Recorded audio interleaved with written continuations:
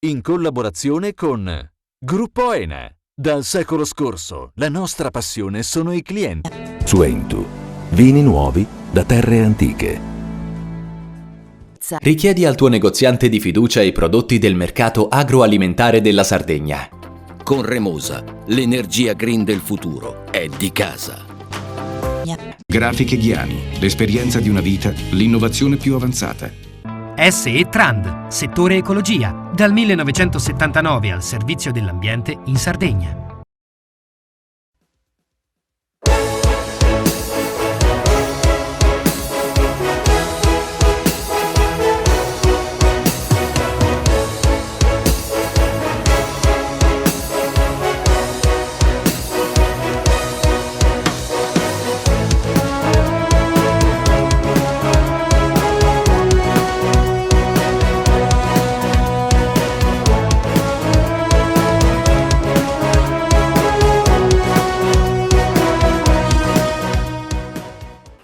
Apertura di Panorama Sardo, primo appuntamento del speciale estate del mese di agosto. C'è stata una giornata di lavoro che riguardava il settore immobiliare, soprattutto come ci si deve comportare per quel che riguarda i professionisti del settore dopo il varo il 18 giugno della legge regionale Salva Casa. Oggi, proprio qui nella sede di FIMA Confcommercio, Sud Sardegna, abbiamo organizzato questo seminario informativo e formativo proprio per avere chiarimenti sotto il profilo e sotto l'aspetto tecnico del Salva Casa. Dopo tante discussioni, oggi avremo da parte di relatori qualificati quelle che sono veramente le normative e ciò che ci si deve attenere nel Salva Casa. Qualche settimana fa abbiamo parlato del momento del settore immobiliare. Ci sono state tante relazioni che riguardavano l'economia, un settore che tiene quello delle costruzioni con delle problematiche, ma quello che ha ripreso a viaggiare a ritmo consistente è quello della vendita immobiliare. Sì, sicuramente viviamo un momento anche di mercato abbastanza vivace. Cagliari vede delle operazioni immobiliari concludersi con dei prezzi che si attestano anche intorno ai 4.000 euro al metro quadro nelle zone di pregio e per appartamenti abitabili e addirittura per degli immobili sempre in zona di pregio che vanno da ristrutturare intorno ai 1.500. Queste sono 1.500 euro al metro quadro.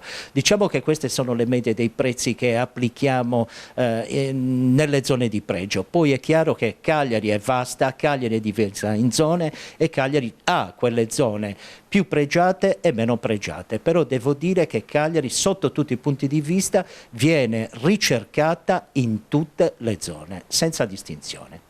Quando c'è un mercato vivace si presta poca attenzione, devo dire, a quelle che sono anche le conformità urbanistiche e catastali di tutti gli immobili. Noi oggi, proprio con questo, anche grazie al fatto che il mercato è, come dicevo prima, abbastanza vivace, diamo indicazioni anche a tutti i nostri associati su come ci si deve comportare di fronte a degli immobili e come individuare anche le difformità che possono essere sottovalutate e che possono, grazie al decreto Salva Casa, poter essere regolarizzate.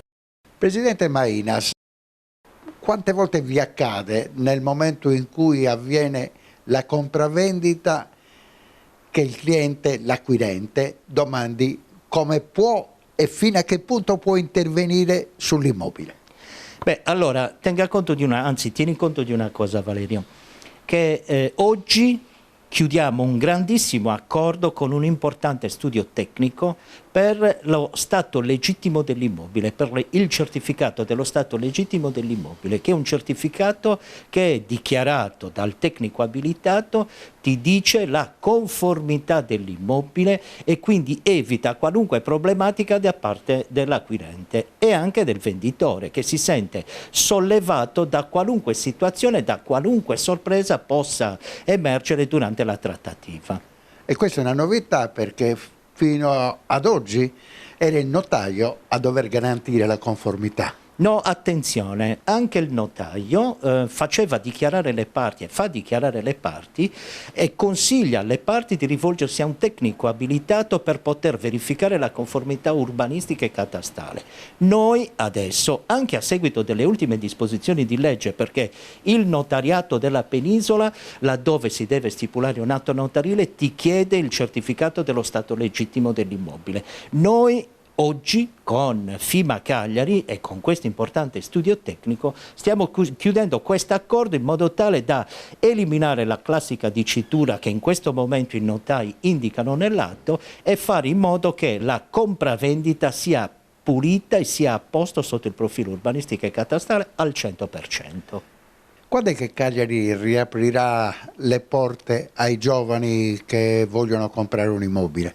Ma guarda, questa tra l'altro è una delle proposte che noi abbiamo esaminato proprio in Consiglio nazionale, portando addirittura all'attenzione del governo queste situazioni per cercare un attimino di sostenere i giovani che oggi si trovano anche in situazioni economiche che non sono, diciamo, da busta paga, come si suol dire, fissa, di qualità, e quindi bisogna dare un sostegno. E poi è inutile, anche noi in federazione puntiamo molto sui giovani, diamo sostegno ai giovani perché loro sono il futuro e la generazione che deve comunque poi sostenerci successivamente.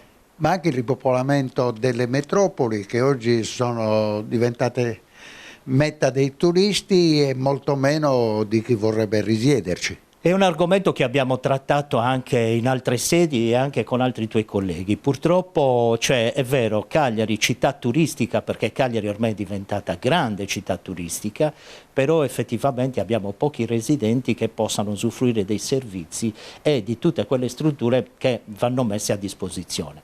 Una delle proposte e argomenti che affronteremo anche con le amministrazioni comunali dell'area vasta cagliaritana, non soltanto del cagliaritano di Cagliari, ma dell'area vasta cagliaritana, è cercare di riqualificare quegli immobili che sono ormai dismessi e cercare di convertirli in abitativo e fare anche un house, delle case, social house, così come fanno e hanno fatto anche in altre parti d'Italia.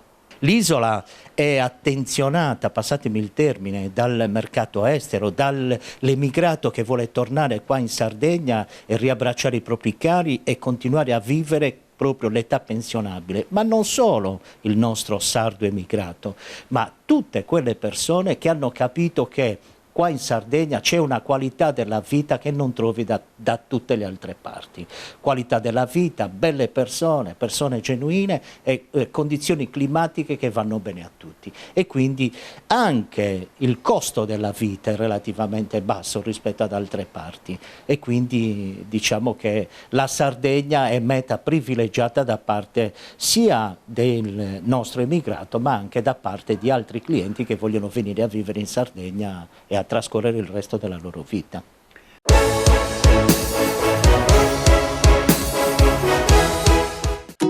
Ogni giorno selezioniamo con cura il nostro raccolto.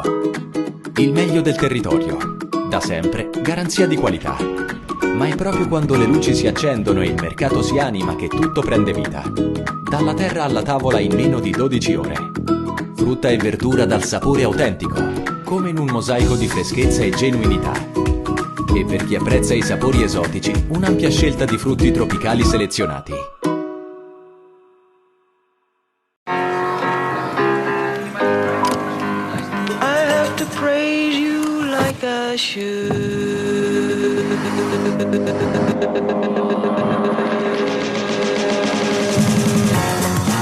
Yaris Cross Hybrid 130 cavalli. Ogni possibilità conta. Scegli il vero ibrido Toyota. Gruppo ENE. Dal secolo scorso, la nostra passione sono i clienti. Remosa, in attività in Sardegna dal 1955. Oggi è leader nazionale nello sviluppo del progetto Idrogeno Verde. Con Remosa, l'energia green del futuro è di casa. Difficile rapporto con le banche? Conta su CNA. CNA l'associazione degli artigiani e delle imprese italiane.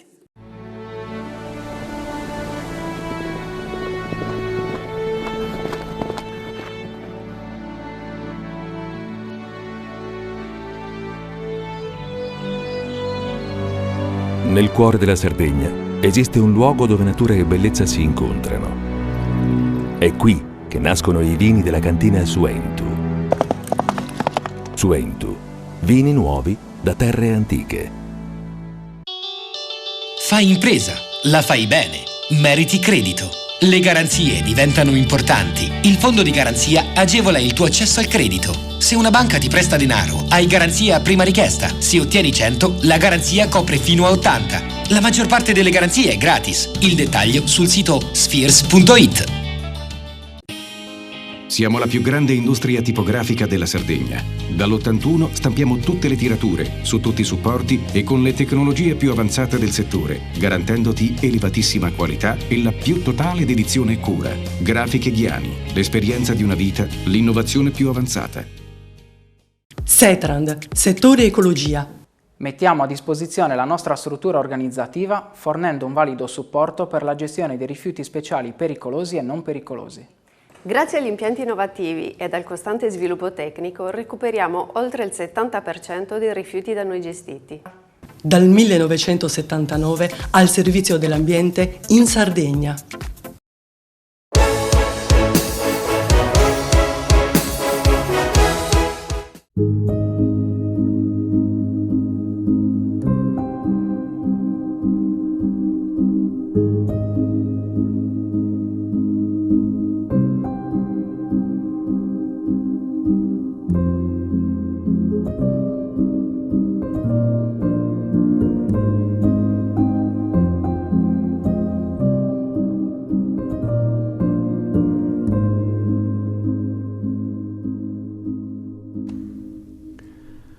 La visita del segretario generale della UIL Bombardieri si inserisce in un momento delicato per il tessuto economico e occupazionale sardo, segnato da persistenti difficoltà e da una transizione industriale e ambientale ancora in divenire. La Sardegna non può essere lasciata ai margini, ha ribadito Bombardieri, servono investimenti strutturali, politiche attive per il lavoro e una visione nazionale che non dimentichi il valore delle aree insulari. Durante l'incontro l'elezione del nuovo segretario della UIL Sardegna, Fulvia Murru, con un impegno chiaro: continuare il dialogo sociale e rafforzare la presenza sindacale come presidio di diritti, ascolto e partecipazione democratica in tutta la regione. Sì, tanto un'organizzazione che continua a crescere, un'organizzazione che cambia i propri quadri dirigenti, che si adegua ai cambiamenti dei tempi e quindi una nuova segretaria generale per svolgere nuove funzioni e raggiungere nuovi obiettivi. In un territorio complicato toccherà a lei ovviamente dare la sua ricetta per quello che riguarda l'occupazione, per quello che riguarda la popolazione che diminuisce sempre di più, per le tante crisi industriali che hanno attraversato questa terra, per la necessità di trovare forse un modello di sviluppo che dia finalmente, come dire, un po' di soddisfazione a chi rimane a vivere qui. Manco dalla Sardegna da 4 anni, attualmente sono segretaria nazionale della sanità pubblica, è una sfida importante. I temi che dobbiamo rilanciare sono tanti, a partire dall'industria, dall'edilizia sostenibile, dal sistema scolastico, la desertificazione. Abbiamo un sistema della mobilità che non funziona, ma non solo la mobilità dall'isola verso il continente, ma anche la mobilità interna. C'è una desertificazione atroce, quindi dobbiamo lavorare tanto. Probabilmente è arrivato anche il momento che il sindacato faccia autocritica e che si metta a disposizione anche della parte politica per trovare insieme soluzioni condivise. È il momento della partecipazione, non solo della protesta, ma è il momento di trovare insieme soluzioni sostenibili. Incontreremo presto i rappresentanti della giunta regionale e chiederemo un cronoprogramma per risolvere i temi in maniera efficace. Basta le parole, adesso servono i fatti e i fatti devono essere fatti concreti, esigibili da subito.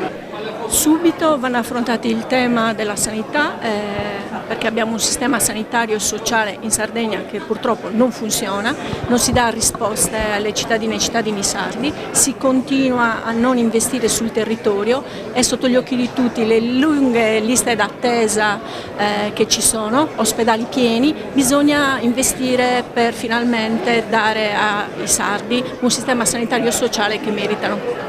La UIL è da sempre che a livello nazionale affronta il discorso delle morti sul lavoro. Abbiamo chiesto al governo attuale, ma anche al governo precedente, misure efficaci e sostanziali per abbattere purtroppo il dramma dei morti sul lavoro. Chiediamo interventi mirati e chiediamo che le aziende che non rispettano la sicurezza nei luoghi di lavoro vengano penalizzate, ma non con gli interventi che sta prendendo il governo come la patente a punti. Noi vogliamo che sia inquadrato nel sistema legislativo italiano il reato di morte sul lavoro. Vogliamo che le aziende che purtroppo non investono in sicurezza vengano penalizzate e in qualche modo espulse dal mondo del lavoro. Servono i controlli, servono ispettori, quindi bisogna investire in sicurezza, ma serve anche formazione. Le aziende devono assolutamente fare in modo che le lavoratrici e i lavoratori abbiano la formazione per soprattutto chi lavora nell'industria, nei cantieri, per avere in qualche modo garantito il loro diritto a rientrare a casa una volta che terminano possibilmente il loro lavoro. Non è più tollerabile questa strage quotidiana di persone che lasciano la vita solo perché vanno a lavorare. Questa strage non si vuole fermare. Ognuno deve assumersi la propria responsabilità. Il governo ha aperto un tavolo, sicuramente fatto positivo. Adesso servono i fatti concreti, servono le decisioni, serve intervenire sugli appalti a cascata e sulle gare al massimo ribasso. Serve decidere di utilizzare le risorse e ognuno deve assumersi la responsabilità delle proprie azioni. Noi ovviamente lo stiamo facendo, auspichiamo che al più presto lo facciano anche gli altri. Nel corso degli appuntamenti, Bombardieri ha incontrato rappresentanti delle istituzioni, lavoratori, delegati sindacali e giovani, portando il messaggio di una UIL vicina ai territori, attenta alla specifica locale. Al centro del dibattito le prospettive di crescita, il contrasto alla precarietà, il potenziamento delle infrastrutture e la necessità di una vera coesione territoriale. La sensazione che ci sia una sottovalutazione degli effetti a cascata. È vero che noi siamo in attesa di capire esattamente qual è l'accordo fra Unione Europea e Stati Uniti, nel frattempo però bisogna muoversi. L'effetto dei dazi potrebbe comportare complessivamente fino a 100.000 posti di lavoro in meno. Noi ieri abbiamo chiesto al governo di convocare anche le organizzazioni sindacali, di discutere di quali possono essere gli interventi da mettere in campo, ricordando che questo tema non è solo un tema che riguarda le aziende, e ricordando che se si usano aiuti pubblici, cioè soldi nostri, per giustamente aiutare le aziende, quegli aiuti debbono salvaguardare i posti di lavoro dei lavoratori e delle lavoratrici. Deve essere chiaro, se si mettono soldi, non si danno i soldi alle aziende per far sì che i loro utili non diminuiscano di tanto, si danno i soldi alle aziende giustamente per tutelare il mercato, ma tutelare i posti di lavoro. Questa è la nostra posizione e lo diciamo in modo chiaro anche nei prossimi giorni.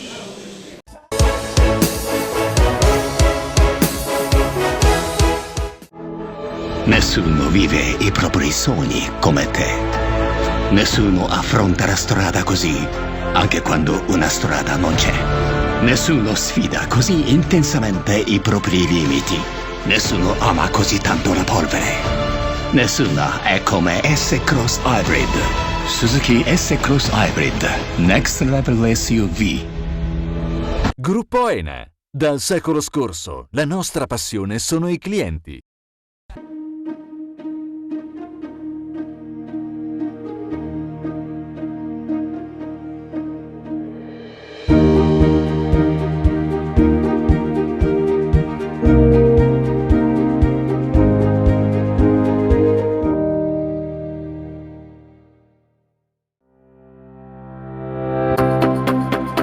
Remosa, in attività in Sardegna dal 1955, Oggi è leader nazionale nello sviluppo del progetto Idrogeno Verde. Con Remosa, l'energia green del futuro è di casa.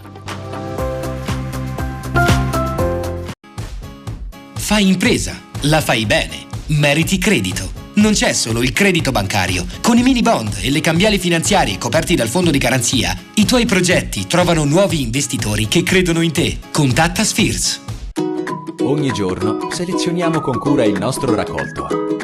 Il meglio del territorio. Da sempre, garanzia di qualità. Ma è proprio quando le luci si accendono e il mercato si anima che tutto prende vita. Dalla terra alla tavola in meno di 12 ore. Frutta e verdura dal sapore autentico, come in un mosaico di freschezza e genuinità. E per chi apprezza i sapori esotici, un'ampia scelta di frutti tropicali selezionati.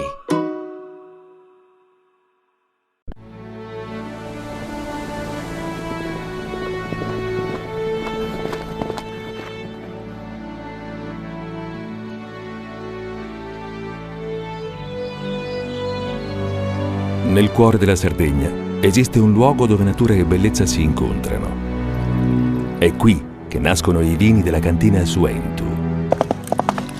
Suentu, vini nuovi da terre antiche. Meno scartoffie e più efficienza? Conta su CNA. CNA, l'associazione degli artigiani e delle imprese italiane. Setrand, settore ecologia.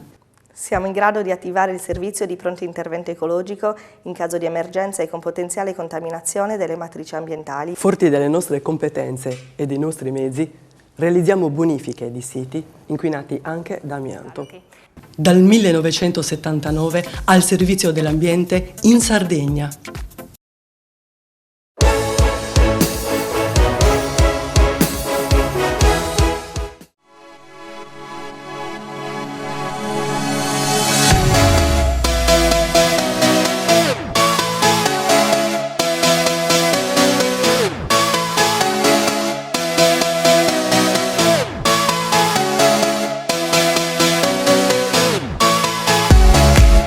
Panorama Sardo registra un fine luglio all'insegna del malcontento nel pianeta artigiano isolano. Oggetto del contendere l'ultimo bando regionale a sostegno di un settore trainante dell'economia che conta su circa 34.000 imprese attive che impiegano 75.000 addetti e contribuiscono in modo significativo all'economia sarda generando 2,5 miliardi di euro di valore aggiunto, pari al 7,8% del totale regionale. L'ufficio stampa di Confartigianato Sardegna ha inviato a tutte le redazioni un aggiornamento in tempo reale sulla legge regionale 949. Al 30 luglio, data di scadenza del bando, delle 1.668 domande presentate, solo 807 sono state finanziate e di 30 milioni sono stati esauriti in 26 secondi. Altre 210 che attualmente sono fuori potranno essere finanziati in caso di nuove economie dell'assessorato regionale. Sicuramente non verranno finanziate 651 domande, il 48% sono ancora teoricamente finanziabili, il 13% istruibili in presenza di economie, ovvero del 61% delle domande potenzialmente accoglibili, solo il 39% sono istruibili. Il taglio medio del finanziamento è stato di 37.000 euro, era 25.000 negli scorsi bandi regionali. La risposta dell'assessore. Si è chiuso il bando 949 in favore delle imprese artigiane. In mezzo minuto, anche meno, sono stati assegnati oltre 30 milioni di euro. Per la precisione 30 milioni per la quota capitale e 550.000 euro, ai quali si aggiungerà un ulteriore milione di euro nelle prossime settimane per la quota in conto interessi. Tantissime risorse esaurite in brevissimo tempo sono da un lato un segnale positivo perché significa che c'è una grande vivacità nel mondo della piccola impresa, delle imprese artigianali sarde che investono sulle proprie aziende, investono sulle attività produttive, ma dall'altro lato forse indica che lo strumento non è dei più adatti soprattutto per valutare la qualità dei progetti futuri e per favorire l'inserimento di nuove imprese, di giovani per esempio nel mondo dell'artigianato. Per questo io credo che assieme alle imprese artigiane, alle associazioni di categoria, dovremmo valutare dei modelli che puntino anche a premiare la qualità dei progetti nel campo degli investimenti artigiani per il futuro e non solo pensare di ristorare la liquidità per gli investimenti fatti nel passato. Ovviamente il fatto che la Regione abbia destinato sia per l'annualità in corso che per quelle due successive un ammontare di 30 milioni per anno significa che c'è il riconoscimento che il settore dell'artigianato, se supportato con strumenti adeguati come l'agevolazione 949 a cui appunto lei faceva riferimento, è in grado ovviamente di utilizzare le risorse. Queste sono risorse utilizzate per gli investimenti, per migliorare la capacità competitiva delle imprese e hanno effetti straordinari in termini di ricadute occupazionali e di crescita del PIL, della ricchezza. E ovviamente insieme a questo ci attendiamo che la Regione faccia delle altre cose. Abbiamo un volume di risorse ancora importante da spendere, occorrerebbe riorganizzare e efficientare la macchina pubblica, quella che è preposta all'utilizzo e alla spesa delle risorse programmate e che quindi non sono solo PNRR ma sono anche e soprattutto i fondi strutturali delle opere infrastrutturali. Qui serve qualità della spesa, serve capacità progettuale e da questo punto di vista la Regione è carente e questo è un processo che deve essere avviato insieme a una politica industriale che si faccia carico, come dire, di provare anche a consolidare il tessuto produttivo delle nostre imprese.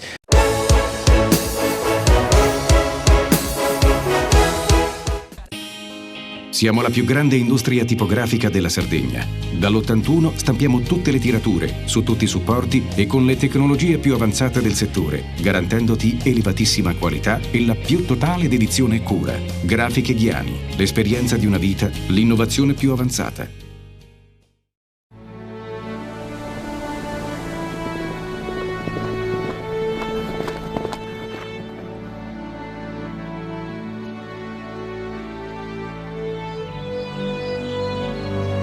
Nel cuore della Sardegna esiste un luogo dove natura e bellezza si incontrano. È qui che nascono i vini della cantina Suentu.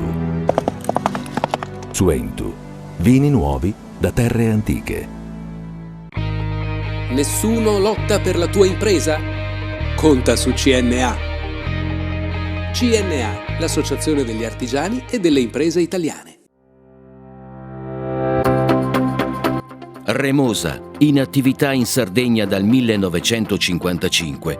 Oggi è leader nazionale nello sviluppo del progetto Idrogeno Verde. Con Remosa, l'energia green del futuro è di casa.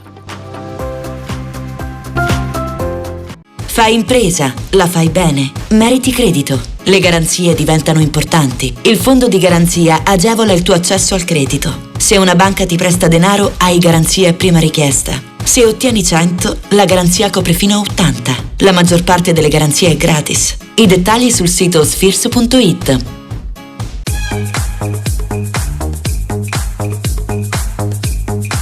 Toyota Aygo Cross, il crossover compatto che conquista la città in tutta agilità.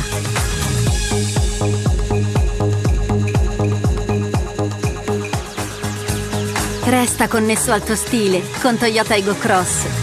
Gruppo ENE. Dal secolo scorso, la nostra passione sono i clienti.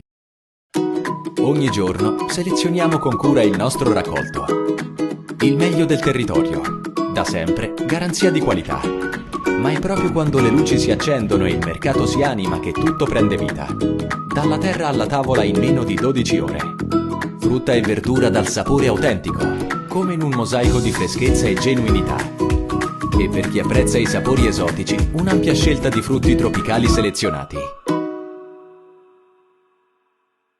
Setrand, settore ecologia. Mettiamo a disposizione la nostra struttura organizzativa fornendo un valido supporto per la gestione dei rifiuti pericolosi e non pericolosi, in linea con la nostra certificazione EMA. Dal 1979 al servizio dell'ambiente in Sardegna.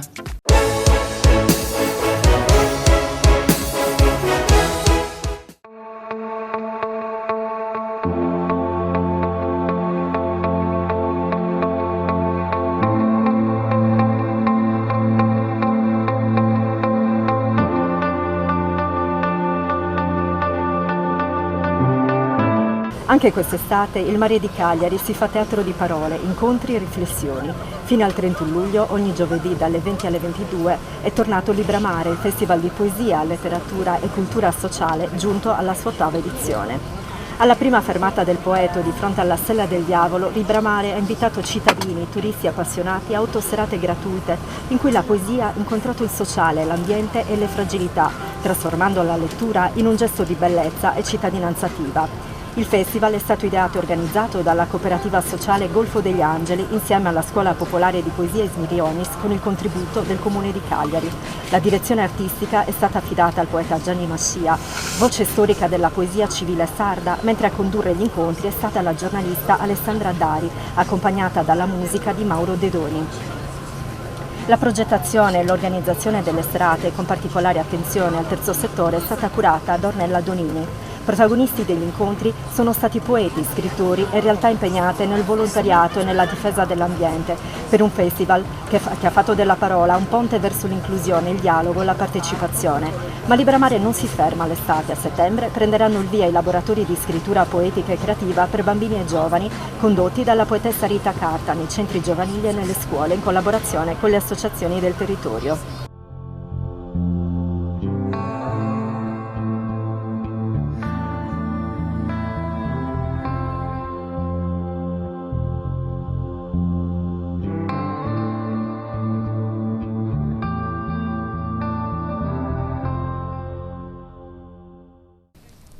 Gianni Mascia, direttore artistico di Libramare, nonché scrittore e poeta. Libramare si distingue per dedicare ogni anno attenzione e valorizzazione anche alle varie associazioni, movimenti impegnati. Ecco, 8ª edizione. Che soluzioni e che prospettive su una riflessione sui problemi urbani? Gianni Mascia, cosa possiamo dire di questa 8ª edizione? Che prospettive offre? Diciamo che questa 8ª edizione, come tutte le altre, è stata pensata, perché in realtà bisogna dire che Libramare non è un festival letterario, ma è un festival socio-letterario, perché appunto ospitiamo ogni sera le varie associazioni che si occupano di disagio esistenziale in tutte le sue forme, insomma. E quindi cos'è per noi Libramare questa 8ª edizione? Diciamo che potrebbe anche essere il richiamo definitivo per dire ai cagliaritani che in riva al mare, oltre a giocare con i tamburelli eccetera eccetera, si potrebbe anche leggere, e non farebbe male, tra l'altro. E soprattutto voglio ringraziare tantissimo chi ha reso possibile tutto questo, perché tutto questo poi te lo dirà la nostra presidente Tina, perché nasce da un incontro. Alla città io credo proprio che sia una spinta a riscoprire proprio il potere della parola. La parola che può essere così offensiva, così brutta, così trucida, ma può essere anche taumaturgica, come dice sempre lei. Sì, la poesia è taumaturgia, la parola è il suono, la poesia è quell'arte che fa suonare le parole, no? E quindi diciamo che però è anche un tipo di arte che, perché la buona poesia è detta ma non troppo, e quindi insegna a leggere tra le righe se vuoi scoprire quello che il poeta ti sta dicendo, sta cercando di farti capire, magari sta cercando di farti capire che devi rallentare un attimo, che non devi correre sempre per tutto il tempo a cercare chissà che cosa, perché poi alla fine quello che ci serve veramente, tutti noi esseri umani, se stiamo un attimo attenti e rallentiamo, scopriamo di averlo già dentro di noi, tutto quello che veramente è importante per la vita. E quindi noi da qui lanciamo sempre questo messaggio: fermatevi, non correte, state tranquilli, venite a godervi una bellissima serata in riva a questa spiaggia meravigliosa che abbiamo la fortuna di avere noi cagliaritani, che molto spesso ce ne dimentichiamo o magari insomma non la trattiamo come dovremmo, ecco. Gianni Mascia di parole se ne intende, fondatore della scuola di poesia Ismirionis. Rifacendoci all'ispirazione del festival di quest'anno, Storie, Volti e Utopie, qual è l'utopia che vorrebbe vedere realizzata in questa cornice così romantica? Possiamo azzardare un sogno, quindi che utopia, se potessimo avverarla stasera, che utopia potremmo concretizzare per lei? Guardi, per me l'utopia che vorremmo tutti realizzare qui stasera è che l'umanità possa riscoprire il senso di umanità, perché questo è un tempo in cui si è perso il senso di umanità.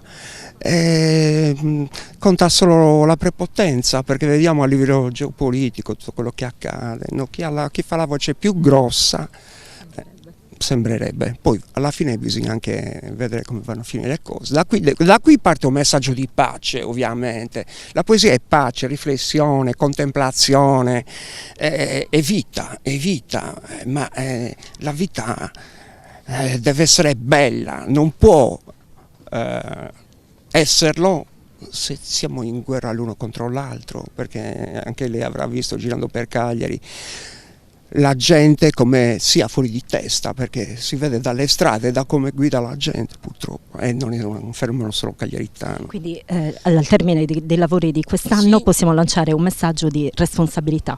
Esatto, responsabilità e soprattutto occupiamoci più di chi abbiamo vicino in primis, e poi occupiamoci di tutti gli abitanti della terra, perché siamo tutti uguali. Tina Abis, presidente della cooperativa Golfo degli Angeli, che oggi raggiunge le 40 anni di attività. Voi non soltanto create bellezza, ma permettete appunto che sia resa fruibile anche dalle categorie svantaggiate.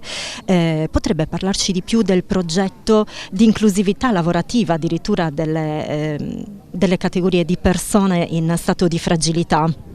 Sì, la cooperativa Golfo degli Angeli, che nel 2025 per l'appunto ha compiuto 40 anni di attività, si è sempre occupata di inserimenti lavorativi di persone fragili, non solo di abbattimento di barriere architettoniche fisiche, ma anche di abbattimento di barriere architettoniche culturali. E sotto questo profilo abbiamo puntato molto sul curare i nostri servizi, l'erogazione dei servizi balneari in modo tale che fossero inclusivi. Quindi un'inclusività che va a toccare non solo la tipologia di clienti e di utenti che usufruiscono i nostri servizi, che va anche ad interessare le maestranze occupate, quindi gli inserimenti lavorativi, e che va anche ad educare la pluralità di persone che si avvicinano alla nostra attività, in modo tale che ci sia un'accoglienza a 360 gradi dei fragili. Questo è il nostro progetto di spiaggia inclusiva e di servizi balneari inclusivi. Per quanto riguarda gli inserimenti lavorativi, ci siamo occupati molto di formazione, quindi abbiamo presentato in collaborazione con enti pubblici e con altri enti del terzo settore, abbiamo presentato diversi piani e diversi piani di formazione, quindi abbiamo formato delle persone con delle fragilità, abbiamo fatto in modo che potessero acquisire il brevetto di bagnino. Per questo ci siamo interfacciati col Ministero di Grazia e Giustizia, abbiamo fatto tanto. Abbiamo collaborato con il Centro di Salute Mentale, quindi degli inserimenti lavorativi di figure. Abbiamo aderito al progetto Includis della Regione Sardegna e del Comune di Cagliari come soggetto ospitante, quindi sotto questo profilo siamo molto attivi e ci impegniamo affinché le persone inserite poi alla fine del percorso formativo possano perlomeno aspirare ad avere un lavoro stagionale, dove la stagionalità per noi fortunatamente al Poetto è più ampia rispetto ad altri contesti turistici della Sardegna. Mezz'estate 2025. Possiamo già azzardare un piccolo bilancio?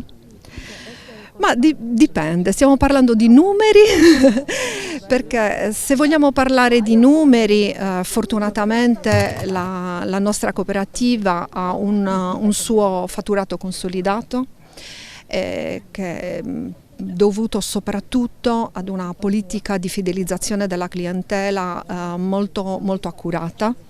Cerchiamo di fare in modo che le persone si affezionino alla cooperativa, capiscano quella che è la nostra mission e sposino la nostra causa. Quindi da questo punto di vista otteniamo moltissimi risultati. Noi abbiamo dei clienti fidelizzati ormai da 40 anni. Per noi questa è una cosa importantissima. Quindi siamo soddisfatti per quanto riguarda i nostri risultati, diciamo, economici, anche perché la città di Cagliari sta crescendo molto sotto il profilo turistico. Tantissime persone l'hanno scoperta anche grazie al movimento crocieristico, ai voli low cost. Quindi Cagliari piace, il Poetto piace, e poi il Poetto piace soprattutto ai cagliaritani, perché il Poetto è la città estiva dei cagliaritani. Bilanci sotto altri profili molto soddisfacenti, siamo molto soddisfatti degli inserimenti che stiamo facendo, dei percorsi che stanno facendo i nostri ragazzi, così li chiamiamo, quindi i nostri inserimenti. Abbiamo soddisfatti anche del percorso di crescita che ha fatto anche la nostra clientela, il percorso di crescita che abbiamo fatto noi soci, siamo 16 soci oggi, il percorso di crescita che noi soci abbiamo fatto portando avanti questi progetti. È stata una grande crescita personale, soprattutto una crescita personale. Alessandra Dari, conduttrice soave di Libramare anche quest'anno, cosa si porterà via di questa edizione così speciale? Queste 8 serate abbiamo conosciuto davvero tanti poeti nostrani in questo spazio è stato possibile ascoltare le parole di autori, di poeti appunto, che vivono con noi e che non conosciamo, perché non ci sono molti spazi per far conoscere gli emergenti o coloro che fanno una poesia magari particolare o che non rientra nei palcoscenici più alla moda. Ecco, questo è uno spazio davvero altro, uno spazio dove c'è libertà, c'è tranquillità, dove ognuno si sente a casa sua, c'è confidenza tra di noi, e questo ha reso tutte le serate magiche, perché insieme alle parole di poesia ci sono state sempre parole di pace e serenità.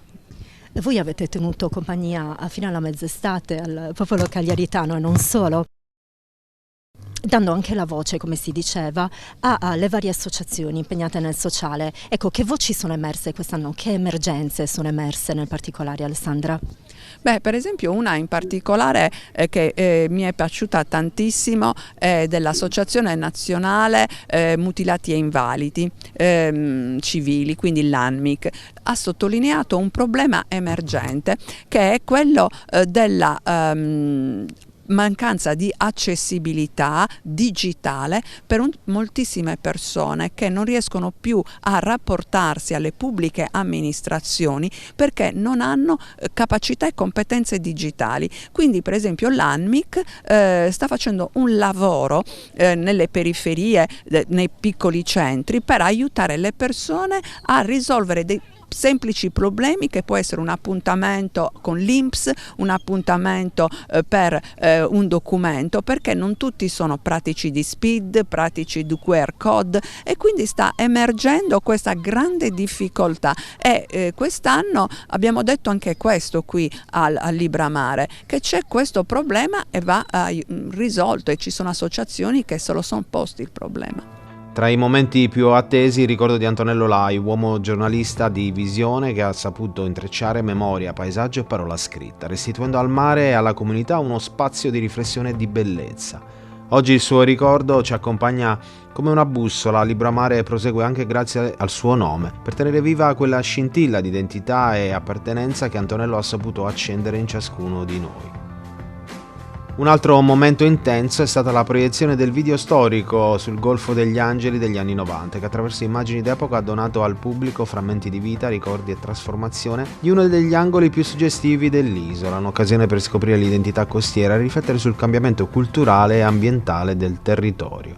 E a 40 anni dalla nascita dell'esperienza sociale e culturale del Golfo degli Angeli è stato reso omaggio ad Antonello, figura centrale e appassionata che ha dedicato la sua vita alla promozione della memoria collettiva, dell'inclusione e del dialogo tra generazioni. Lei è stata direttrice di Antonello Lai. Se potesse rivolgersi a lui adesso, cosa gli direbbe? Antonello, noi oggi siamo qui per... Noi siamo qui per te, Antonello, per ricordare tutto quello che tu hai fatto per la città, per le persone emarginate, per le persone meno abbienti. Tu sei stato la voce di tante persone, davvero manchi tanto, perché manca la voce delle periferie, manca la voce vera, quella che Antonello riusciva a tirare fuori dalla gente. Non è facile, il lavoro che faceva Antonello è davvero complicato, perché lui riusciva a tirare fuori la verità dalle persone e lui era sempre sincero, sia che una cosa fosse seccante, scomoda, lui comunque la diceva e la faceva dire. Questo ha aiutato tantissime persone, quindi Antonello ci... Partecipanti. I protagonisti sono stati sicuramente i nostri ospiti, sia le associazioni del terzo settore che abbiamo avuto modo di invitare, e sia gli artisti, i poeti e gli scrittori che hanno presentato le loro opere. Stasera è dedicata alla figura di Antonello Lai, una figura sicuramente molto interessante del panorama giornalistico cagliaritano. Un amico di Libramare, spesso veniva a trovarci e la sua presenza ci faceva sempre un enorme piacere, perché aveva sempre modo di apportare un qualcosa di suo, era quel valore aggiunto alle nostre serate. Con Antonello eravamo accomunati dall'interesse verso le fragilità, dall'impegno per alleviare le sofferenze dei fragili e per fare in modo che gli invisibili, come li chiamava lui, fossero visibili a chi ha il potere di fare qualcosa per loro. Noi stiamo parlando delle istituzioni in primis.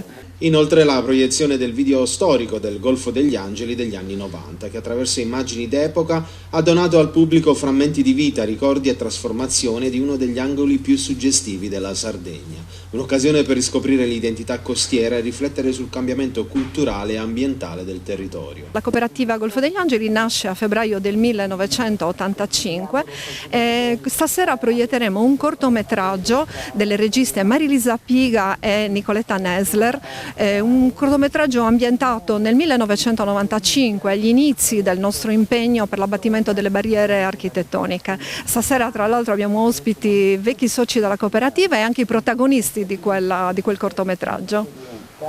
In definitiva, l'edizione 2025 del festival è un invito a tornare a leggere il mare non solo come panorama, ma come memoria collettiva, identità locale e luogo di bellezza condivisa.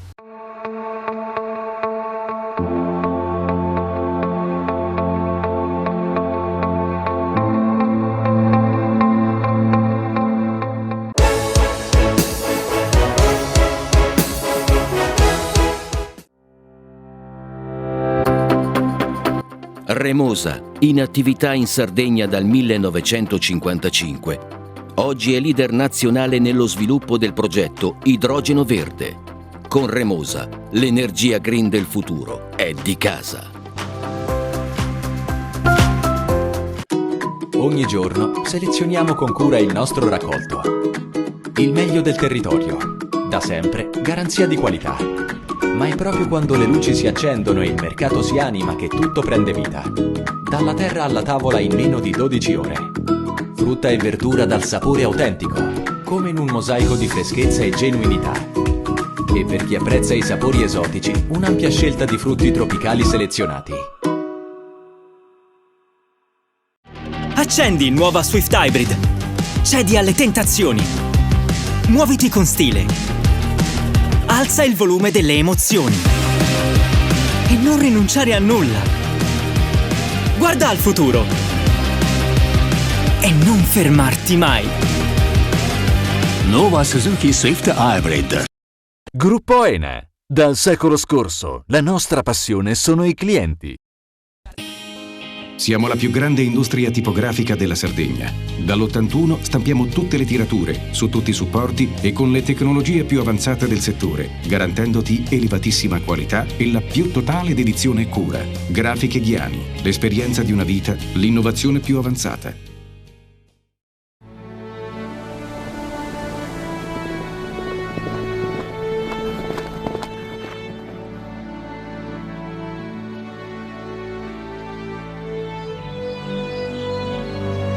Nel cuore della Sardegna esiste un luogo dove natura e bellezza si incontrano. È qui che nascono i vini della cantina Suentu. Suentu, vini nuovi da terre antiche. CNA, l'associazione degli artigiani e delle imprese italiane. Difficile rapporto con le banche? Conta su CNA. CNA, l'associazione degli artigiani e delle imprese italiane. Fai impresa, la fai bene, meriti credito. Le garanzie diventano importanti. Il fondo di garanzia agevola il tuo accesso al credito. Se una banca ti presta denaro, hai garanzia a prima richiesta. Se ottieni 100, la garanzia copre fino a 80. La maggior parte delle garanzie è gratis. I dettagli sul sito sfirso.it. Setrand, settore ecologia. Mettiamo a disposizione la nostra struttura organizzativa fornendo un valido supporto per la gestione dei rifiuti pericolosi e non pericolosi, in linea con la nostra certificazione EMA. Dal 1979 al servizio dell'ambiente in Sardegna.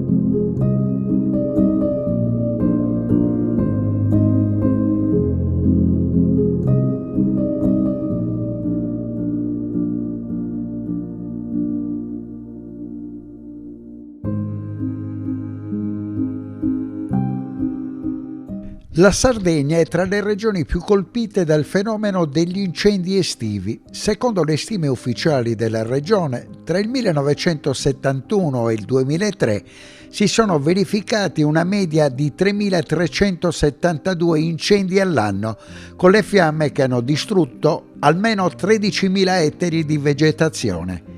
In quegli anni l'incendio più devastante è stato registrato nel luglio del 1983. Il rogo, di origine dolosa, causò 9 vittime, tra le quali 3 appartenenti al corpo forestale. L'incendio scoppiò tra Tempio Pausania e la collina di Curragia, in provincia di Sassari, e fu alimentato dai forti venti e dalle alte temperature di quei giorni. A causa delle fiamme andarono persi 18.000 ettari con la distruzione di pini e macchia mediterranea. Tra il 2004 e il 2014 la media dei roghi è stata di circa 1.000 all'anno, facendo registrare mediamente circa 18.800 ettari bruciati, con l'osservazione che oltre il 50% di questi incendi si era verificato negli anni tra il 2007 e il 2011. In tempi più recenti, il 2021 è stato l'anno più devastante per la Sardegna, che tra il 24 e il 29 luglio fu colpita da un incendio di enormi dimensioni scoppiato tra il Montiferru e la Planargia, in provincia di Oristano, che distrusse quasi 13.000 ettari di terreno, di cui circa 4.000 di boschi. Il rogo coinvolse 10 comuni del Montiferru, provocando importanti danni economici, sociali e ambientali. Si trattò del più vasto incendio registrato in tutta Italia 4 anni fa. Le indagini stabilirono le origini colpose dell'incendio e la gravità dell'evento portò la Regione Sardegna a dichiarare lo stato di emergenza fino al 31 ottobre di quell'anno. Nonostante il 2023 abbia segnato un miglioramento nel numero di roghi, lo scorso anno la Sardegna è rimasta tra le regioni più colpite dagli incendi boschivi. Sono bruciati oltre 5.500 ettari di terreno, di cui 1.734 coperti da boschi ed ecosistemi forestali. A livello complessivo, nel 2024 la Sardegna è risultata la terza regione in Italia per superficie bruciata, dove sono andati persi l'11% degli ettari del totale nazionale. La provincia più colpita è stata quella di Nuoro, dove 8 km² di foreste sono andati distrutti. E siamo ad oggi. Alla fine di luglio un vasto incendio ha colpito la spiaggia di Punta Molentis a Villa Simius nel sud della Sardegna. Il rogo, di origine dolosa, è stato alimentato dal maestrale che soffiava a una velocità di circa 40 km/h, causando la distruzione di 100 ettari di macchia mediterranea. Le fiamme scaturite nella zona collinare di Riudrottu, al confine tra Castiadas e Villa Simius, hanno rapidamente raggiunto la spiaggia, bloccando le vie di fuga per i bagnanti e bruciando le auto ferme nel parcheggio. Oltre 100 persone sono state evacuate via mare grazie ad alcuni gommoni della Guardia Costiera di Cagliari. Per domare l'incendio sono intervenute diverse squadre dei Vigili del Fuoco che hanno utilizzato anche degli elicotteri dell'esercito e 2 Canadair provenienti dalla base di Olbia. Le fiamme sono divampate anche vicino a Cala Liberotto nella costa di Orosei. Sul luogo sono state inviate 13 squadre dei Vigili del Fuoco e 3 Canadair. Secondo l'ultimo report di Legambiente, da inizio anno fino al 18 luglio in Sardegna sono già bruciati 1465 ettari. Nei giorni successivi è diventato un unico gigantesco fronte del fuoco l'incendio scoppiato tra Serramanna e Serrenti. Evacuate abitazioni, un cantiere comunale e una scuola lambite dalle fiamme.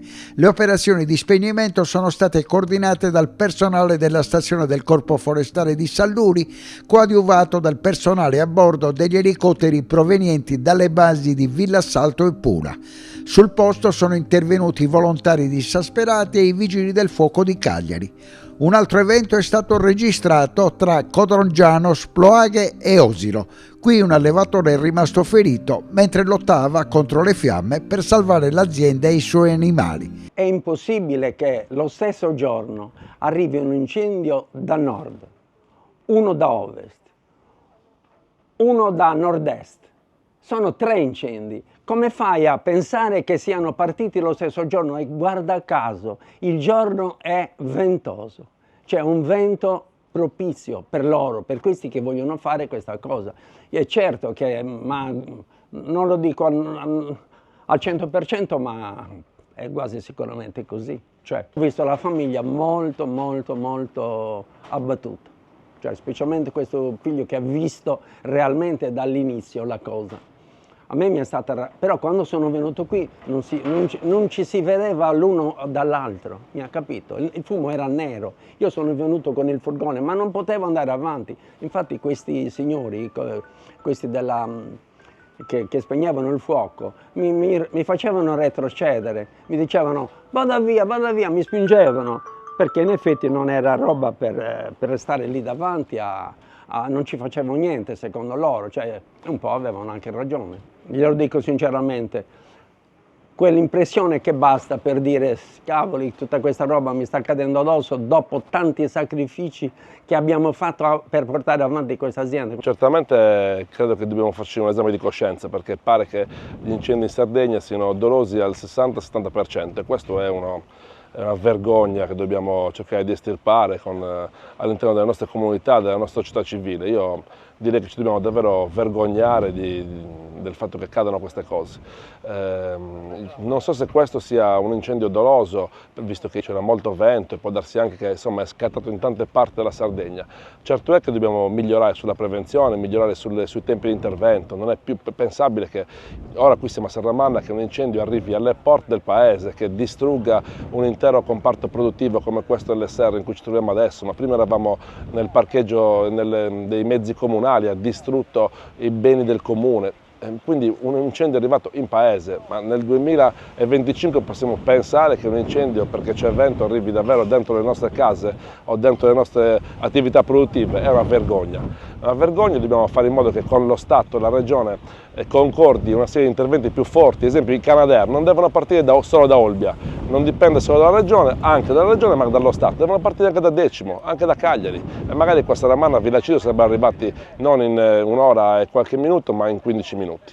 Bisogna finalmente chiamare le cose così come col proprio nome, questa è delinquenza, questo è un attentato alle vite umane, un attentato alla vita lavorativa delle persone, questo è davvero un attentato all'incolumità delle vite umane, bisogna incazzarsi, bisogna inasprire le pene, bisogna punire e dall'altra parte bisogna sburocratizzare procedure come la pulizia dei corsi d'acqua, che in Sardegna sono ancora figli del Regio Decreto del 1800, per cui non si capisce se un corso d'acqua deve pulire il consorzio di bonifica o il genio civile, la provincia o il comune. Siamo davanti a una situazione che sembra di stare su scherzi a parte.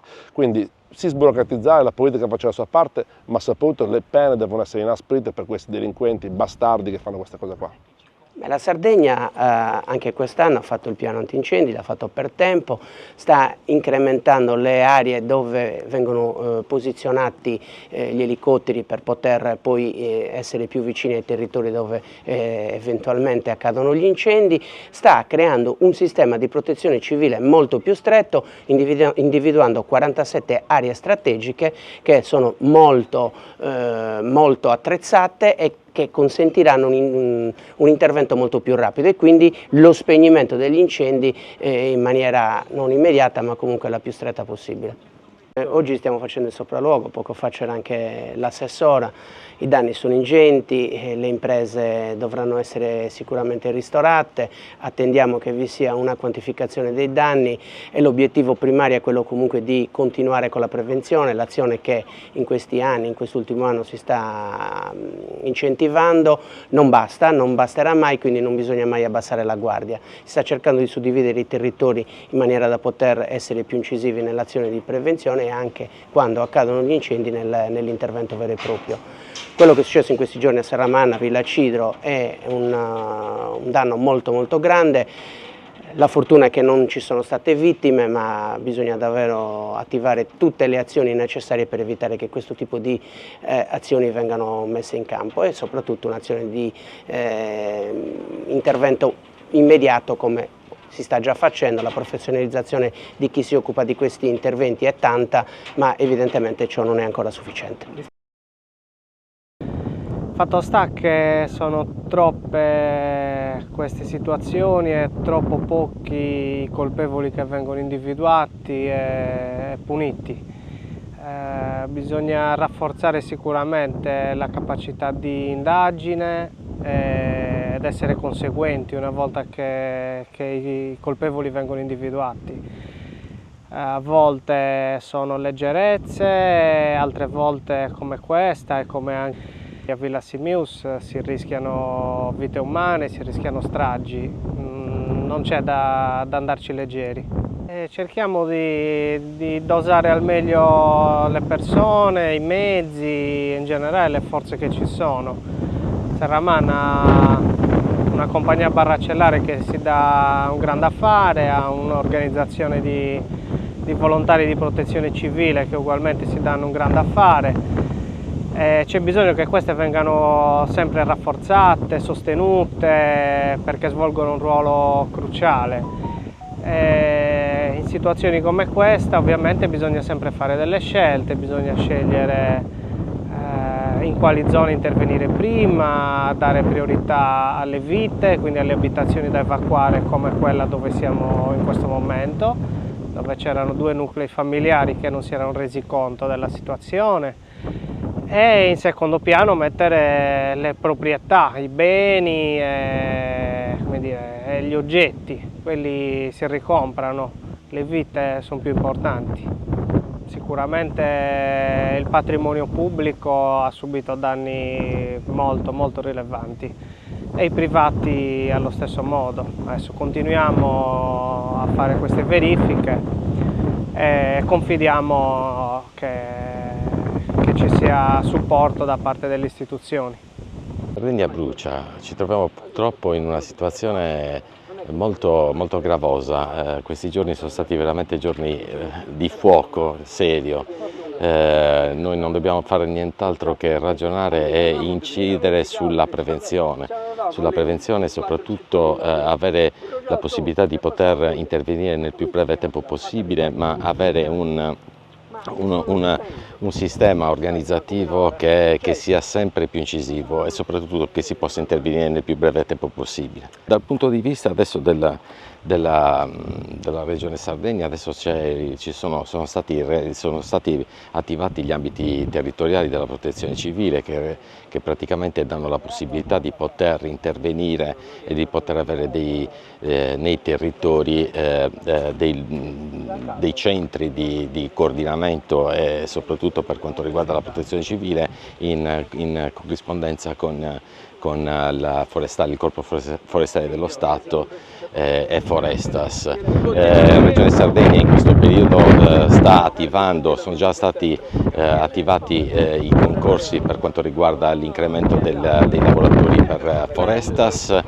ci sarà già in questa finanziaria la possibilità di poter intervenire per altre 200 assunzioni, si sta intervenendo sulla forza per poter poi fare la prevenzione, perché se fai la prevenzione non la devi fare d'estate ma la devi fare tutto l'anno, e quindi potenziare, quindi avere un gran numero di persone che possono intervenire, che possono adoperarsi per poter lavorare in tal senso è una priorità, e la Regione Sardegna sta facendo questo passaggio. Quest'anno teniamo in considerazione che comunque anche dal punto di vista dei mezzi aerei c'è stata una forte implementazione, anche l'esercito, anche l'aeronautica militare, i vigili del fuoco sono intervenuti e intervengono con i loro mezzi a supporto dei mezzi che sono stati individuati per quanto riguarda i mezzi dell'antincendio che riguardano la Regione Sardegna, mezzi regionali. Abbiamo bisogno di una nuova struttura per sistemare queste due serre soprattutto. È materiale quello che manca, un materiale che costa tantissimo, di cui avevamo anche qualcosa conservato ma è andato bruciato anche quello. Succede che non sai più cosa fare, da dove incominciare, per risolvere questa situazione catastrofica. Vabbè, siamo tutti distrutti,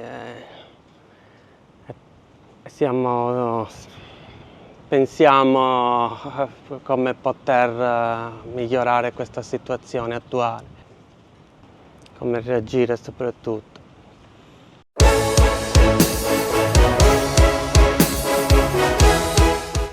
We've come a long, long way together, through the hard times and the good.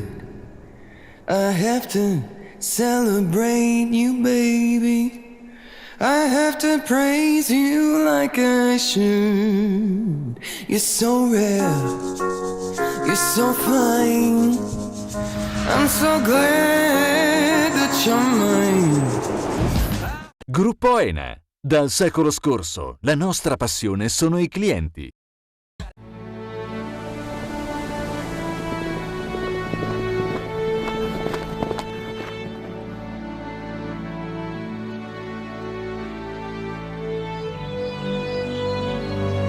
Nel cuore della Sardegna esiste un luogo dove natura e bellezza si incontrano. È qui che nascono i vini della cantina Suentu. Suentu, vini nuovi da terre antiche. Meno scartoffie e più efficienza? Conta su CNA. CNA, l'associazione degli artigiani e delle imprese italiane. Fai impresa, la fai bene, meriti credito. Le garanzie diventano importanti. Il fondo di garanzia agevola il tuo accesso al credito. Se una banca ti presta denaro, hai garanzia a prima richiesta. Se ottieni 100, la garanzia copre fino a 80. La maggior parte delle garanzie è gratis. Il dettaglio sul sito spheres.it.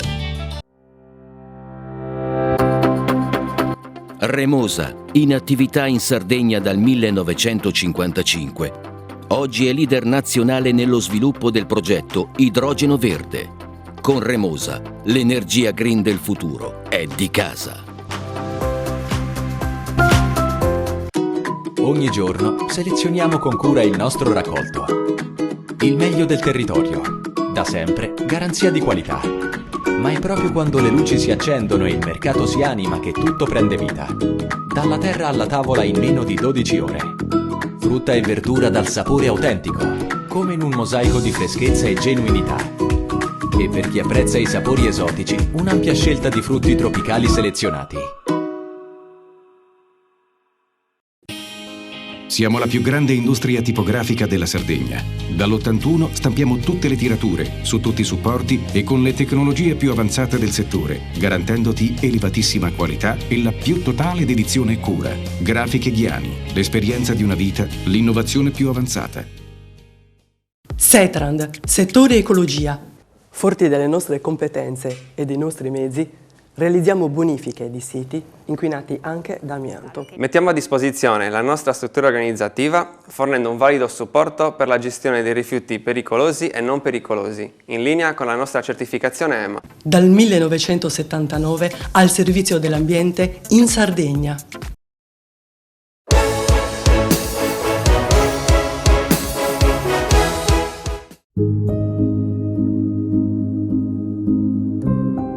Sul tema emergenza incendi in Sardegna è intervenuta la Presidente Todde.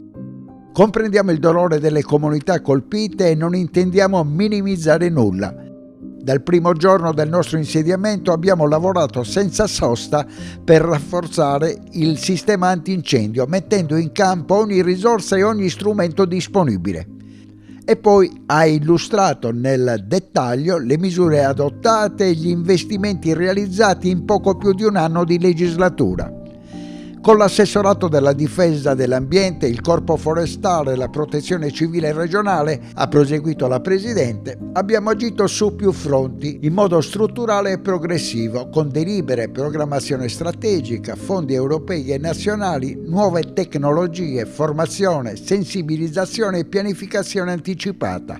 Abbiamo investito in elicotteri, autobotti, basi operative, scuole forestali, reti di monitoraggio e presidi locali. La Presidente ha poi ricordato che nella battaglia contro gli incendi il sistema regionale è stato potenziato attraverso un piano di investimenti complessivo che supera i 120 milioni di euro. Sul fronte operativo sono entrati in funzione 2 elicotteri Super Puma, sono stati formati 700 operatori per la campagna 2025, ripristinata la scuola forestale di Nuoro e pubblicato il concorso per 600 nuovi agenti forestali. Inoltre sono stati approvati in anticipo i piani 2024 e 2025 ed è stata ampliata la rete di monitoraggio con l'impiego di droni e piloti abilitati, firmate convenzioni con i Vigili del Fuoco.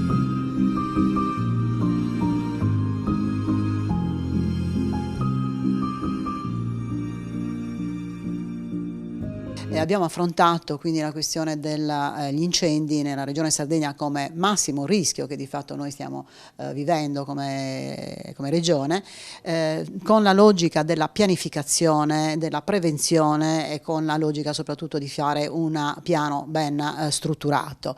Tant'è che appena insediati abbiamo approvato immediatamente il piano, quindi a fine aprile, i primi di maggio, è stato deliberato quindi il piano AIB, quindi il piano di lotta appunto agli incendi. Questo non è solo un segnale, quindi prevenire con una pianificazione precoce, ma rappresenta proprio un intervento importante perché è uno strumento essenziale per chi poi deve operare e quindi sia per il corpo forestale, per i vigili del fuoco e quant'altro, ma anche per i comuni, avere in mano un piano immediatamente operativo e soprattutto anche per quanto riguarda le prescrizioni che poi vanno, quindi ai soggetti, vanno ai comuni, agli stessi cittadini, conoscere in tempo e sapere da subito quali sono ciò che si può fare e ciò che non si può fare in determinati periodi dell'anno, ritengo che sia molto importante.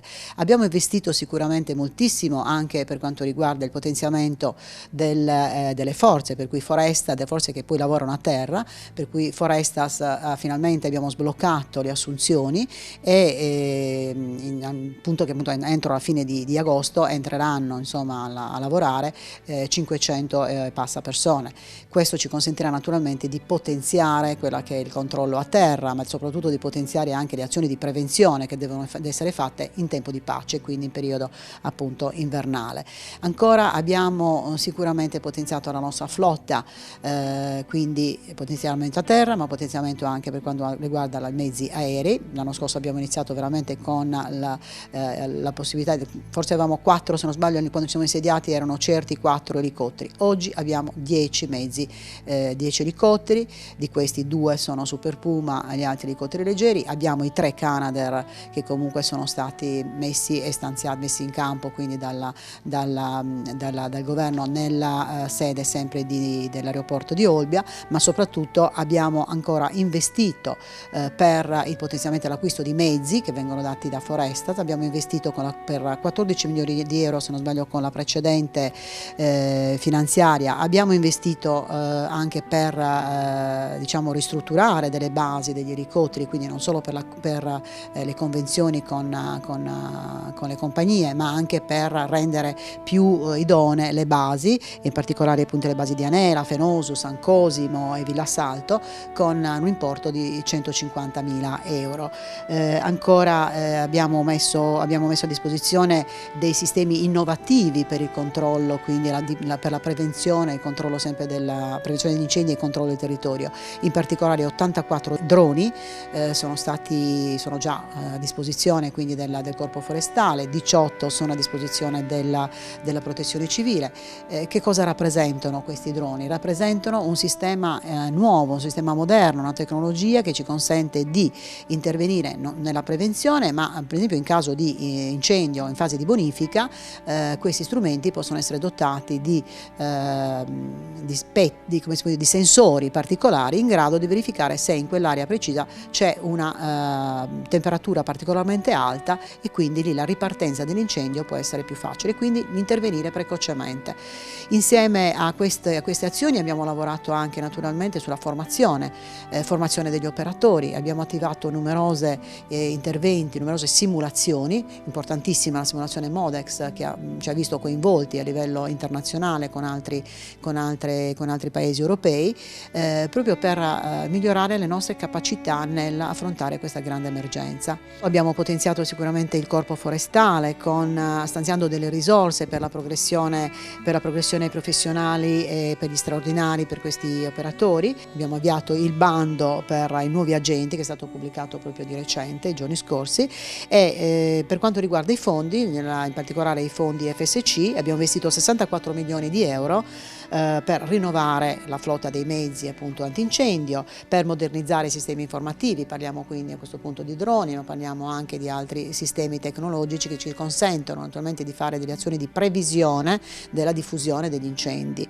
Abbiamo potenziato e soprattutto migliorato quelli che sono i presidi e le stazioni di monitoraggio, e con gli stessi fondi abbiamo anche una cosa direi molto importante, abbiamo deciso appunto e finanziato quella che è la realizzazione della scuola regionale del Corpo Forestale.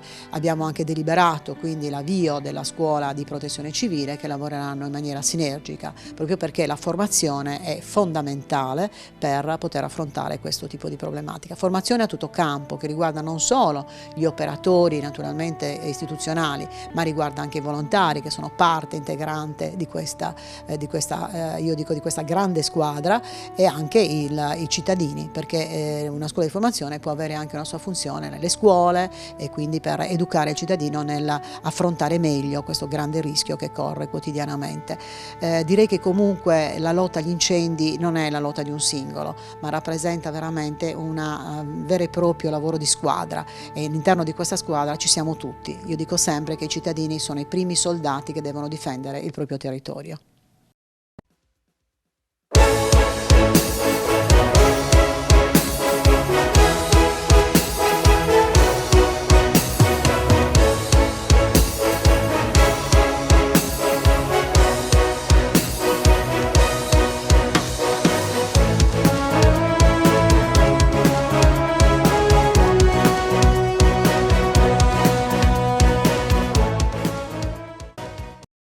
In collaborazione con Gruppo Ene. Dal secolo scorso, la nostra passione sono i clienti. Suentu. Vini nuovi da terre antiche. Richiedi al tuo negoziante di fiducia i prodotti del mercato agroalimentare della Sardegna. Con Remosa, l'energia green del futuro è di casa. Grafiche Ghiani, l'esperienza di una vita, l'innovazione più avanzata. SE Trand, settore ecologia, dal 1979 al servizio dell'ambiente in Sardegna.